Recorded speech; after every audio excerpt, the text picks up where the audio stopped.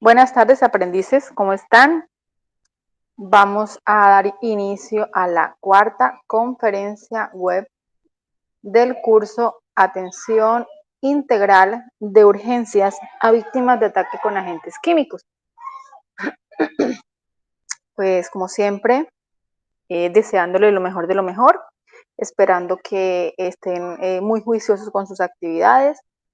Por ahí algunos me han escrito al correo, me han escrito al foro de dudas y pues he estado tratando de apoyarlos al máximo. Recuerden que hasta el 5 de diciembre van a estar abiertas la plataforma para que suban las actividades. Ya a estas alturas pues ya deberían estar todos subiendo simplemente los formatos y lo que es la actividad de la ruta que deben de acción que deben presentar.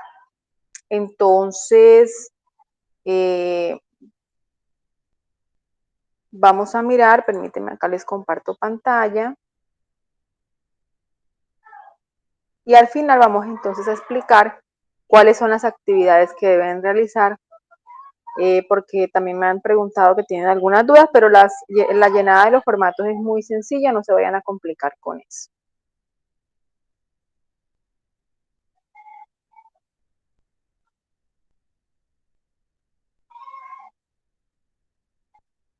Esperen un momentico. Vamos a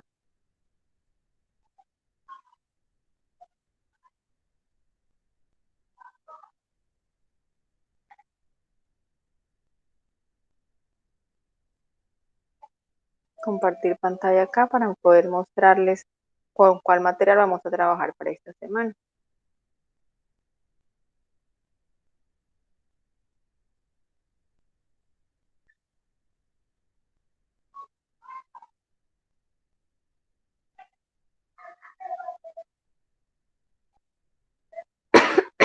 Perdón.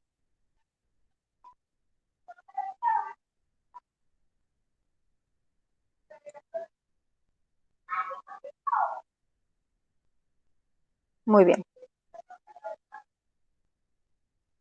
Perfecto. Entonces, para esta unidad vamos a estar hablando un poco sobre los primeros auxilios psicológicos y el apoyo sociofamiliar que deben tener las personas que han sido víctimas de ataques con agentes químicos.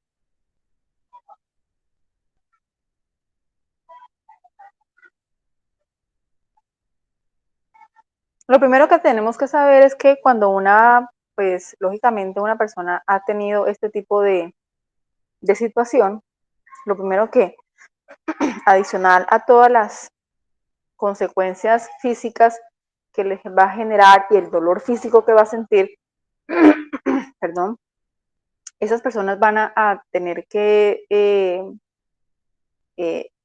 lidiar con un impacto psicológico y socioemocional que van a presentar. Entonces es muy importante tener las pautas de manejo de ese acompañamiento que por supuesto se debe hacer más profundamente por personal especializado, psicólogos y psiquiatras, quienes deben hacerle un acompañamiento muy personal a esas personas. Pero nosotros, como primer respondientes o como personas que vamos a estar con ellos en el acompañamiento durante la atención en urgencias y hospitalaria, tenemos que tener un trato cálido y tenemos que aprender a manejar este tipo de situaciones, a estar preparados para este tipo de situaciones, porque como ya lo hemos hablado, esto generan daños permanentes, entonces hay que aprender a manejar un poquito este tipo de situaciones.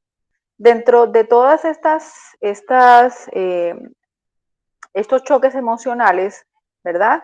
Esas personas van a sentir algunos síntomas dependiendo del área que esté manejando.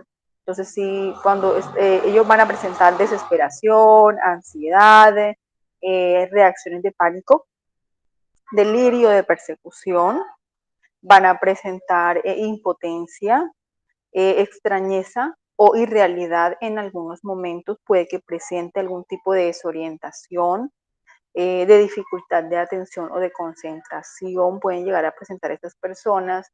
Y esto todo tenemos que tener claro que está generado a el choque o al evento repentino y traumático que ellos recibieron. En la parte conductual son personas que pueden presentar hiperactividad, eh, trastornos alimenticios, alteraciones de sueño y algunas personas cuando se agudiza mucho este tipo de eh, patologías mentales pueden presentar abuso de sustancias eh, ilegales. También produce midriasis, que es la dilatación permanente de la pupila. Pueden presentar sensación de ahogo, mareos, náuseas, malestar general, etc. Para esto es importante que se presente una intervención en salud mental que ayude a la víctima a manejar la crisis y permita afrontar la situación y sus implicaciones. Esto también debe llevarse un acompañamiento a todo su grupo familiar. Además de la crisis psicológica, las víctimas de ataques por agentes químicos pueden presentar un cuadro de reacción de estrés agudo. Los vamos a encontrar en 4 fases. La fase aguda es un periodo inmediato a la agresión y pues lógicamente la principal preocupación para esa persona es la supervivencia. Lo encontramos en la fase de reacción que comienza cuando se ha logrado estabilizar a la víctima. Luego la fase de reorientación, viene a salir la persona del ámbito protector del hospital, viene a enfrentar la propia deformidad corporal, ¿cierto? Y esta va a empezar con todo lo que son las patologías mentales que se puedan presentar. Y la fase de reparación inicia en la última semanas de la estancia en el hospital y continúa luego a que le den de alta. Puede durar entre 1 a 6 semanas con reacciones menos intensas, sentimientos de dolor más o menos intensos y se vuelve a sentir interés por los hechos cotidianos. Ya es una persona que de alguna manera empieza a reintegrarse a la vida que llevaba antes de con situaciones eh, adversas. Después de esto, cuando ya la persona está en casa, viene un proceso de duelo que por supuesto debe ir acompañado por un grupo interdisciplinario, pero que al mismo tiempo debe prepararse a la familia para que también le puedan ayudar a esa persona a superar ese espacio, porque es una pérdida que esa persona tuvo, una pérdida de su apariencia física. Lo primero que esa persona se va a encontrar es con una fase de negación, no se va a aceptar como ella es, lo que ella está viendo en el espejo, va a pasar por una fase de molestia, de rabia, ¿cierto? Entonces se va a sentir enojada todo el tiempo, va a pasar por una fase de adaptación donde va a empezar a aceptar lo que en el momento tiene y cómo quedó, va a pasar por una fase de dolor emocional, ¿sí? Nuevamente es como una montaña rusa, unos altibajos donde te acepto, pero de todas maneras me duele, y una fase de negociación. Entonces ya empiezo a mirar qué voy a hacer, cómo lo voy a organizar, hablando de que la ayuda del acompañamiento de salud mental que se le haga a esa persona es para que pueda pasar por cada una de estas fases de una manera correcta, entendiendo que las va a pasar, pero que las pueda lograr superar. Y ya la última, en la fase de negociación, pues ya es una persona que empieza a decir, bueno, tengo esto y lo puedo organizar de esta forma, y cuáles son los elementos que tengo, con que cuento ahora y cómo voy a salir adelante.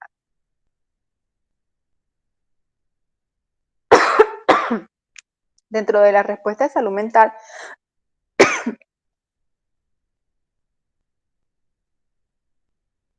perdón, y necesidades de atención y acompañamiento a las víctimas, se necesita que se realice una atención integral en salud a estas víctimas y a sus familiares y a las personas que realmente tienen un símbolo importante dentro del desarrollo de esa persona que fue atacada.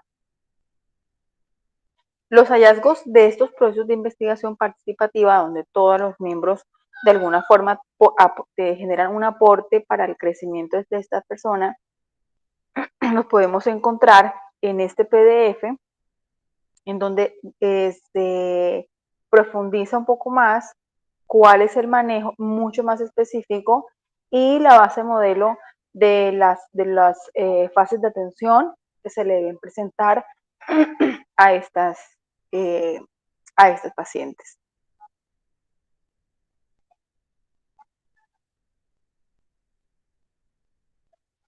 La cadena de custodia.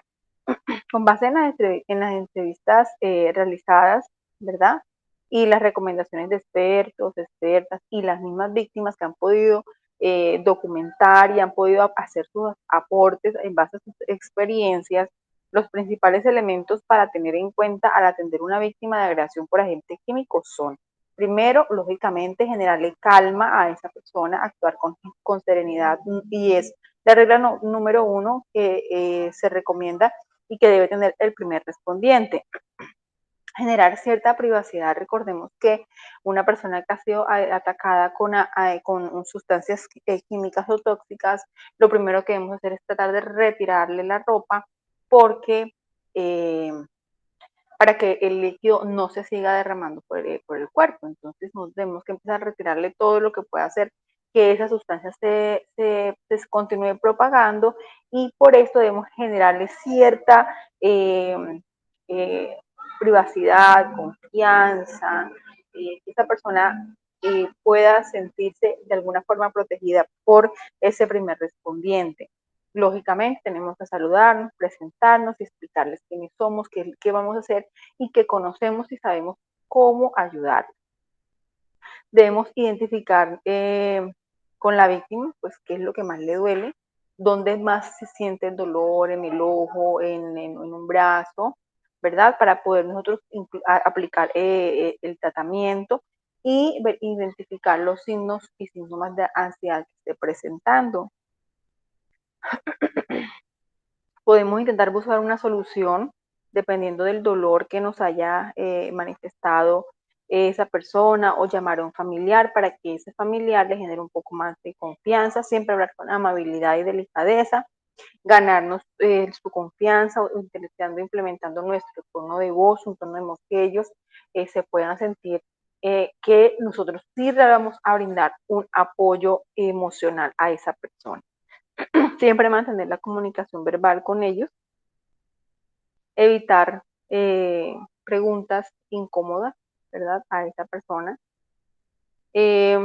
Escucharla, si nos quiere hablar, observar su respuesta emocional para definir su ayuda está siendo efectiva, proporcionar acompañamiento a los familiares si llegan al lugar, y servir de enlace con otros profesionales. ¿Ya? Si ya llegó la psicóloga, llegó el psiquiatra, pues nosotros poder hacer la transferencia de ese paciente. ¿Qué no se debe hacer? No se debe subestimar el dolor, pues no se queje tanto, no fue nada, no haga falsas promesas, no se preocupe que todo va a estar bien, esto se lo arreglan en el hospital. No debemos indagar por qué o cómo ocurrió el ataque, no debemos hacer sentir o generarle sentimientos de dolor y recuerdos dolorosos a la víctima. No obligarla a hablar si esa persona no quiere, no comentar con otras personas la historia de la víctima, y mucho menos que la víctima se dé cuenta, no juzgarla, no utilizar términos peyorativos o ofensivos, no hacer gestos que la víctima pues lo pueda malinterpretar, y no crear que usted es el responsable de solucionar todos los problemas. Estoy aquí, no se preocupe, ya yo llegué, no, aquí no le va a pasar nada, todo va a estar. Las falsas expectativas no se deben generar. Los componentes de los primeros auxilios psicológicos en las víctimas con agentes químicos se presentan en esta figura. Y es importante tener en cuenta que generalmente los primeros auxilios psicológicos en el lugar de los hechos más o menos están llegando hasta la parte emocional, que es el paso número 4, la ayuda para la acción. Los otros pasos casi siempre se realizan en el servicio de urgencia. Entonces, nosotros, el primer respondiente en el lugar del ataque, se va a ver lo que es el contacto psicológico, se va a ver lo que es la evaluación de las emociones, el pensamiento, los elementos del entorno, con las actividades conductuales, la relación o el estado actual de las relaciones, incluyendo la familia. En el paso 3, las posibles soluciones, las estrategias de pronto emocionales que nosotros podamos utilizar para darle un poco de seguridad a la víctima sin generarle falsas expectativas y ayudar para las acciones, que es ofrecerle esa confianza de una persona que está ahí ayudándola y que la va a escuchar. Ya los pasos de seguimiento y otras estrategias se van a definir con profesional pues mucho más especializado, psicólogo y psiquiatra en el área de urgencia. Siempre vamos a aplicar el protocolo ABCDE para aplicar los primeros auxilios psicológicos y donde vamos a escuchar activamente. Vamos a hacer un reentrenamiento de la ventilación, verificar siempre que la persona pues respire adecuadamente, una categorización de las necesidades, necesitas llamar a tu familiar tuyo, necesitas que te sientes, necesitas acostarte, ¿verdad? Derivaciones de redes de apoyo, inmediatamente llamar urgencias, Cruz Roja, lo que esté según la ruta. La psicoeducación, ¿cierto? La confianza y la seguridad de que pasó algo trágico, pero que todo se puede superar, ¿cierto?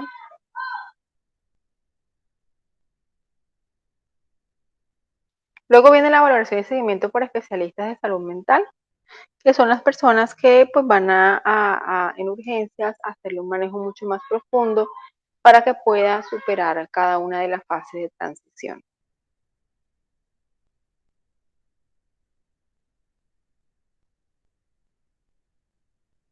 Bueno, en cada encuentro con una víctima de violencia se debe garantizar un espacio de privacidad, comodidad y confidencialidad, ser prudente con el lenguaje verbal y con el no verbal, contacto visual en el estado de crisis, respetar los tiempos de su relato y evitar reexperimentación del trauma, ahondando en el relato o en la agresión. Entonces, pero tú dónde estabas, ¿qué fue lo que tú hiciste? Esas cosas no se deben hacer. Nunca culpar a la víctima. Durante la estancia en la unidad de quemados, toda víctima de agresión requiere una valoración por psiquiatría, que evalúe su capacidad para afrontar la situación y posibles dificultades. Esta valoración se busca prevenir la aparición o exacerbación de enfermedades mentales que empeoren el manejo médico. Entonces ellos van a tener manejo médica y también van a tener manejo de atención psicológica, tanto en la unidad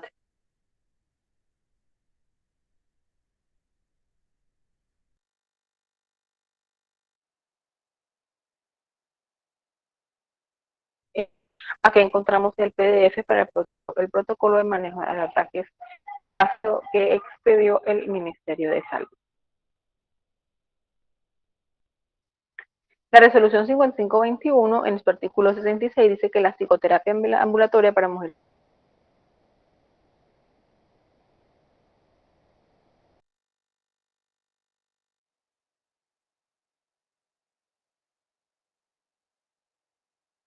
psicólogo y médico especialista competente durante el año calendario posterior al evento traumático.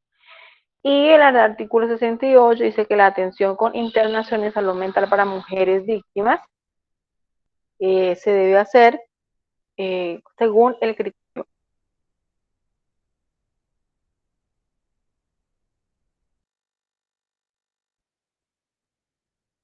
Y aquí encontramos un video muy interesante sobre cómo atender una víctima quemada con agentes químicos, que es un resumen de paso que nosotros ya hemos visto en las unidades anteriores.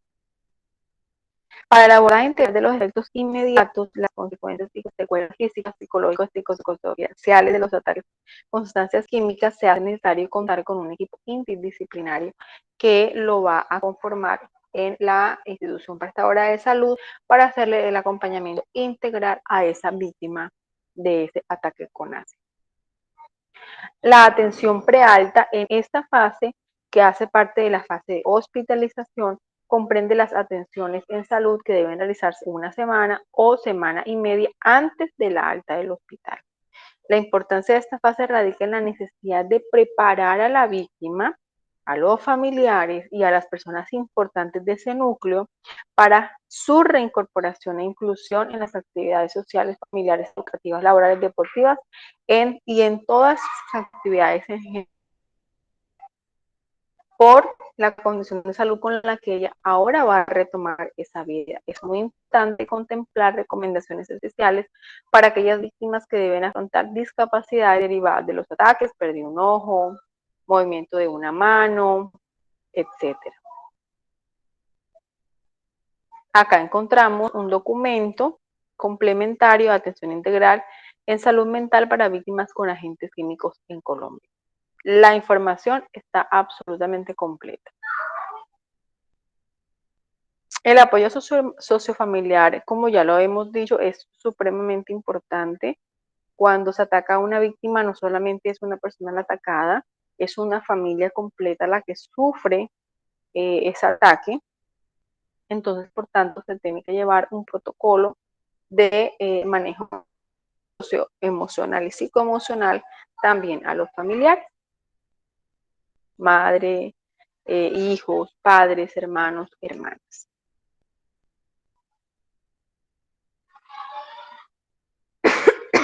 Acciones de acuerdo con el momento de la atención. La atención sociofamiliar debe ser realizada por un equipo interdisciplinario conformado por profesionales de salud mental, psicólogos, psiquiatra y trabajador social con el objetivo de brindar acompañamiento e intervención a la víctima y sus allegados de acuerdo con sus condiciones y procurando contribuir a una inserción social o menos difícil posible. Entonces, en este caso, se contempla la rehabilitación social de estas víctimas, de todo el núcleo social, para que el reanudar de la vida cotidiana sea lo menos traumático posible. Entonces, el apoyo que se debe hacer integral, es un apoyo en donde la misma sociedad debería crear conciencia eh, a la no discriminación de ese tipo de mujeres atacadas, el no juzgamiento de ese tipo de personas, porque también recordemos que hay hombres que han sido víctimas de este tipo de ataques y que nosotros podamos tener el sentido de tolerancia y de aceptación a estas personas a la vida social normalmente. Hablemos un poquito sobre lo que es la notificación que se debe hacer al sistema de vigilancia de salud pública y cómo se debe hacer todo lo que es la ruta de activación intersectorial cuando este tipo de eventos ocurren.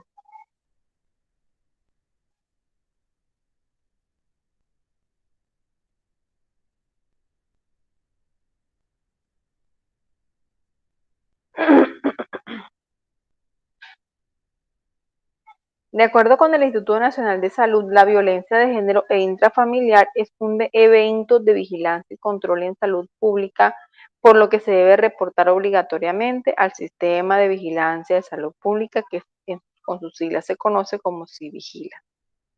El propósito de la vigilancia del evento es generar información periódica y actualizada del comportamiento de la notificación de la violencia de género e intrafamiliar a nivel nacional, que permita orientar la toma de decisiones para su prevención y control. Por eso es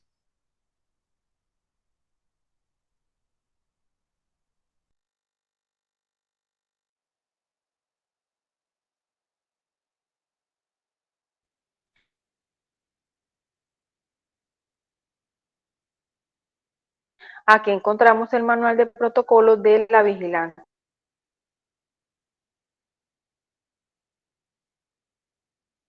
en salud pública violencia contra cualquier persona de ambos sexos puede acarrear consecuencias, es decir, por los sistemas destinados por el Estado para que hagan seguimiento y control de estos casos.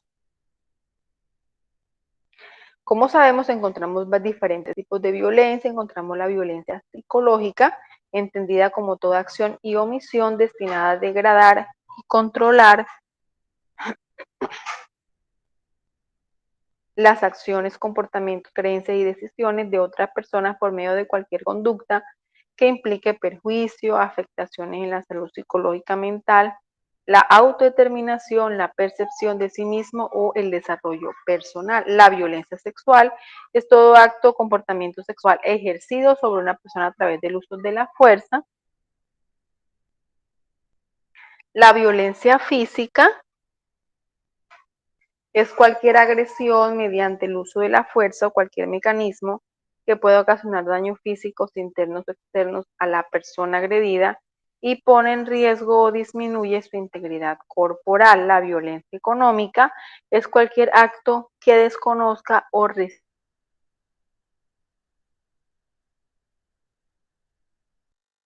a los ingresos.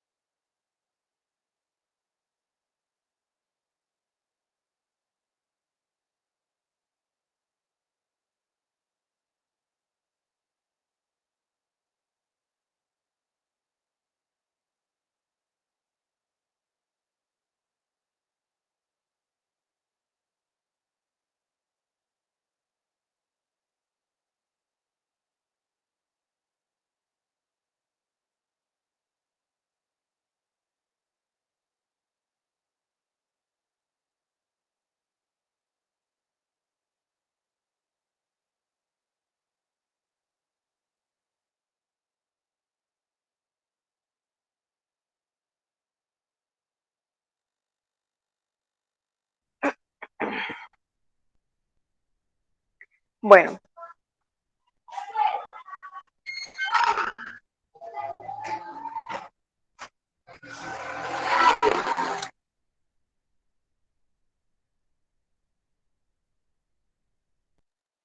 de acuerdo con el Instituto Nacional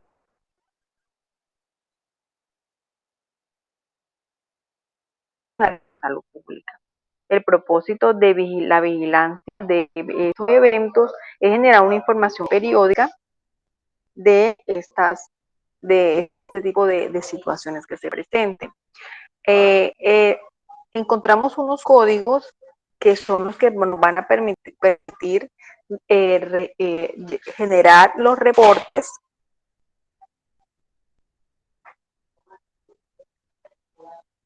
y aquí vamos a encontrar que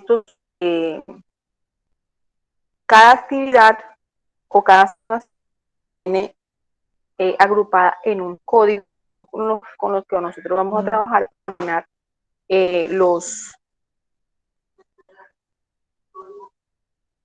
los reportes. En un momentico.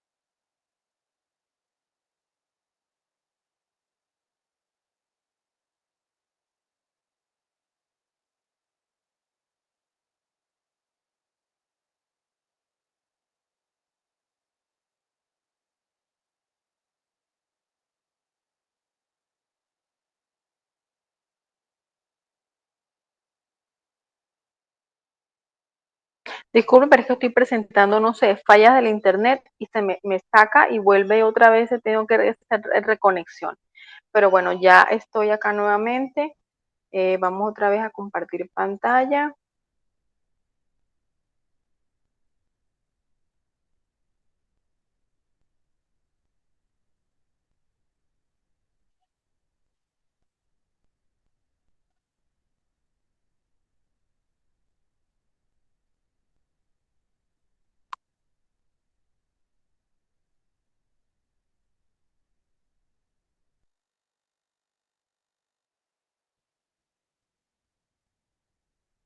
Bien, entonces acá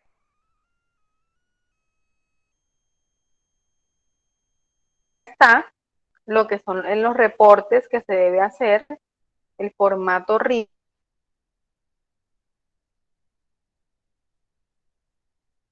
que se debe hacer con unos códigos. Entonces acá el 20 hace una especificación, el T24 que es corrosión de cabeza, cuello y en grados que no se hayan especificado, el T25 corrosión de cabeza y cuello de primer grado, corrosión de cabeza de cuello de segundo grado y ese es el T6 y el T7 corrosión de cabeza del cuello y es que ya en un tercer grado. Y de esta misma forma, estos son los, dependiendo de del, del caso clínico, ejemplo, que vamos a utilizar para esta unidad, usted va a poder identificar en qué tipo de condición y cómo se va a codificar esa persona o esa situación clínica. Y aquí encontramos todos los códigos. Aquí encontramos los códigos de relevancia para diligenciar los RIC como diagnóstico secundario ya a violencia física en caso de que se presente.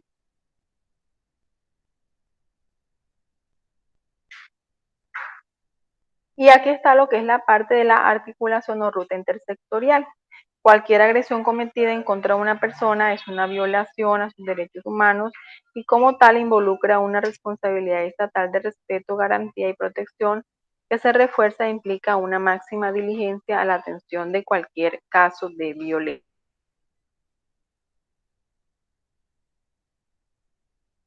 Se debe realizar a las autoridades todas las conductas que están relacionadas con los delitos de violencia contra la mujer, pues lo encontramos en la ley 1542 del 2012, artículo 3, y vamos a encontrar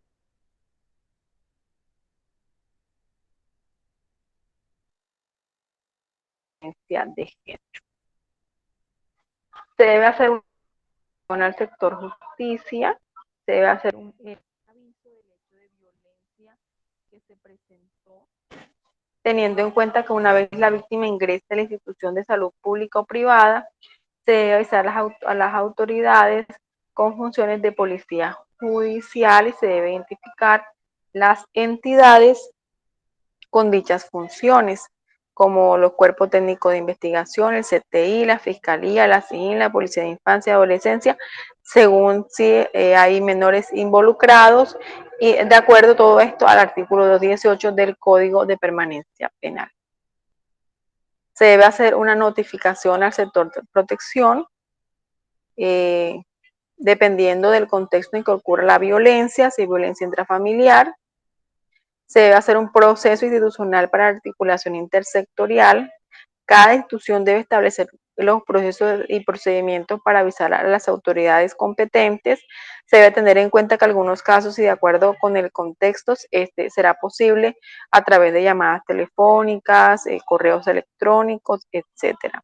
Cada IP se debe contar con el servicio de urgencia, en el servicio de urgencia con un directorio telefónico donde se encuentre la comunicación directa con todos estos entes.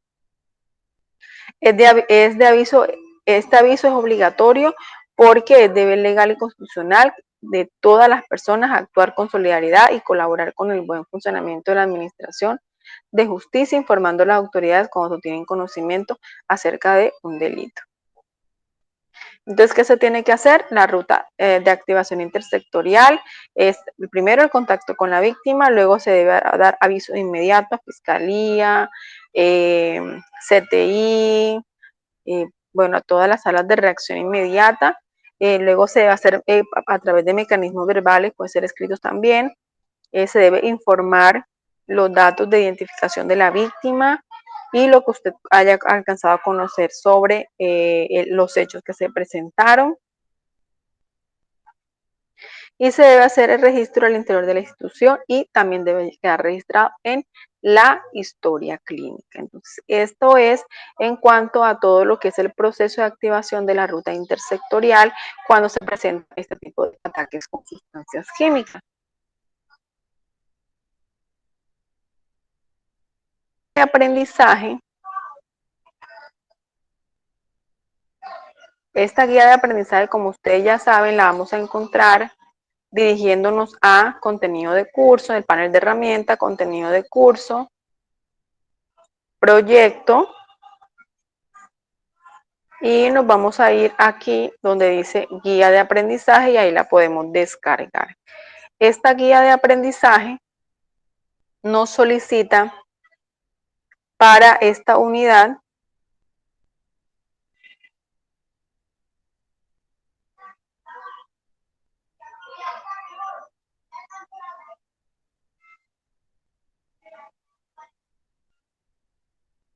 diligenciar los formatos RIPS y Civigila y activar la ruta intersectorial.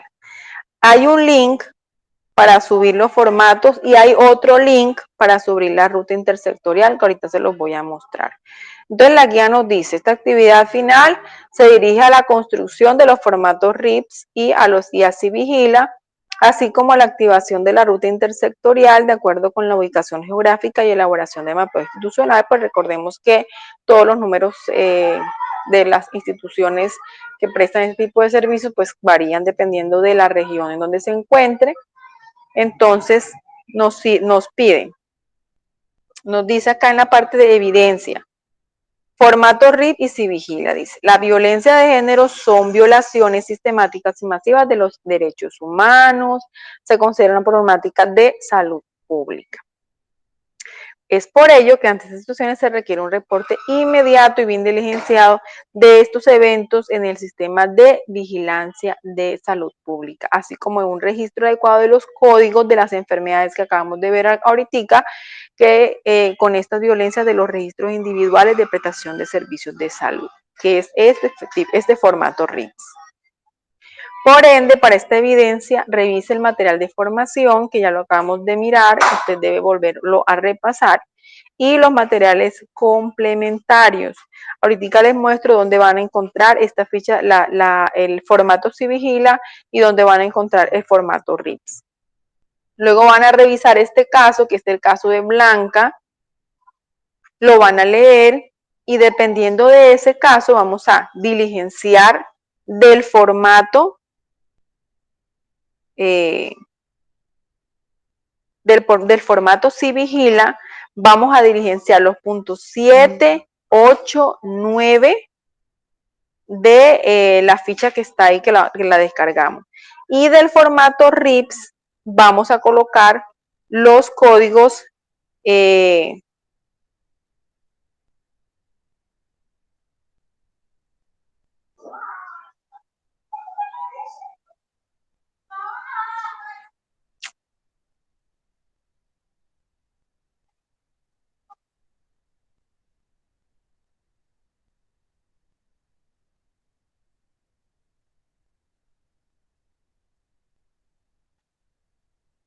pero en un momento no me dejó de compartir pantalla.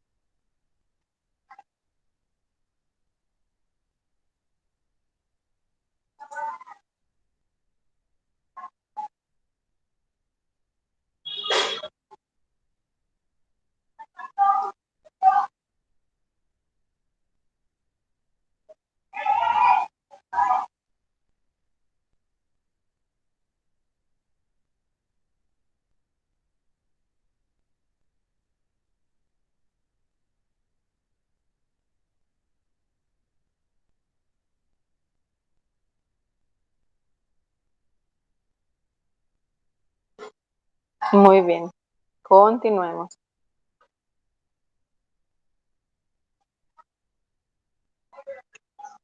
Listo. Entonces, lo que tenemos que hacer del formato Si Vigila es llenar los puntos 7, 8 y 9. Y en el formato RIPS, que ya se los voy a mostrar cada uno de los formatos, vamos a colocar los códigos correspondientes según la patología identificada. ¿Listo?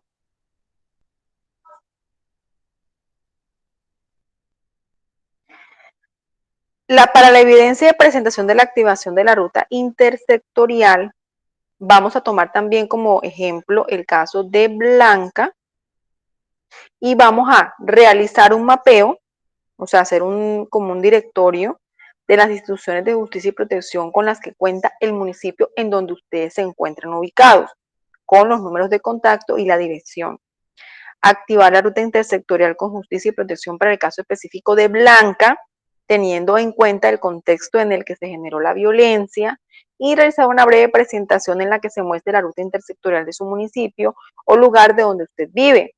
Plasme las consideraciones necesarias para lograr identificar los posibles contactos de cada una de las instituciones. ¿Qué pasa?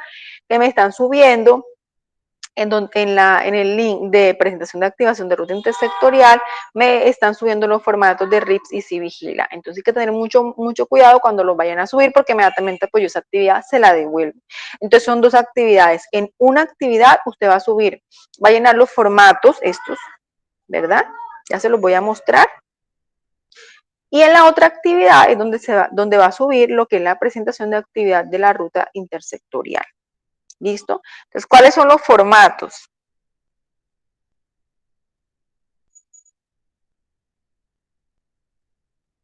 Es el formato Si Vigila. Y de este formato lo que vamos a llenar son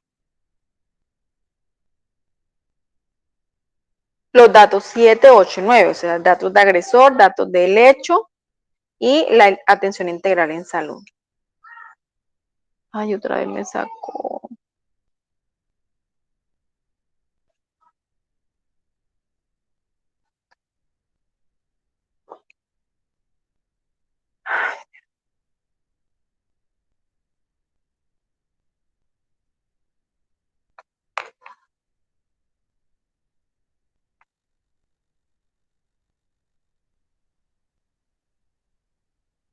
Bueno, y ya les voy a mostrarles dónde se pueden descargar los formatos para aprovechar el tiempo porque esto ya no me está queriendo dejar funcionar más.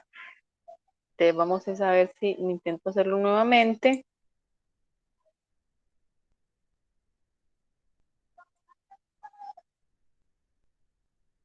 Y les muestro dónde se pueden descargar cada uno de los formatos y ya creo que quedó claro lo de la activación de la ruta intersectorial, que es una actividad aparte. Son dos actividades. En una vamos a subir los dos formatos, RIPS y Si Vigila, y en el otro vamos a subir la ruta intersectorial dependiendo del municipio en el que usted se encuentre. Eso lo vamos a hacer en base a qué? En base al caso clínico de Blanca.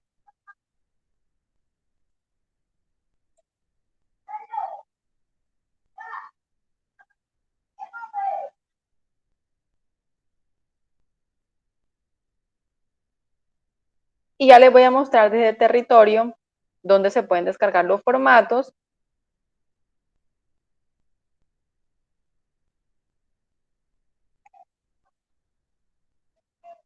Vamos a hacerlo un momentico acá, donde se pueden descargar los formatos. Y entonces vamos a dirigir a contenido de curso.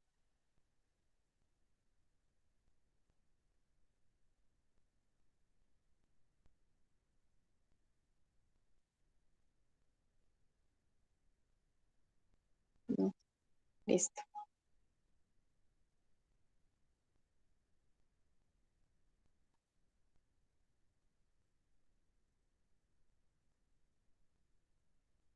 Entonces en panel de control nos vamos a dirigir a actividad de aprendizaje 4.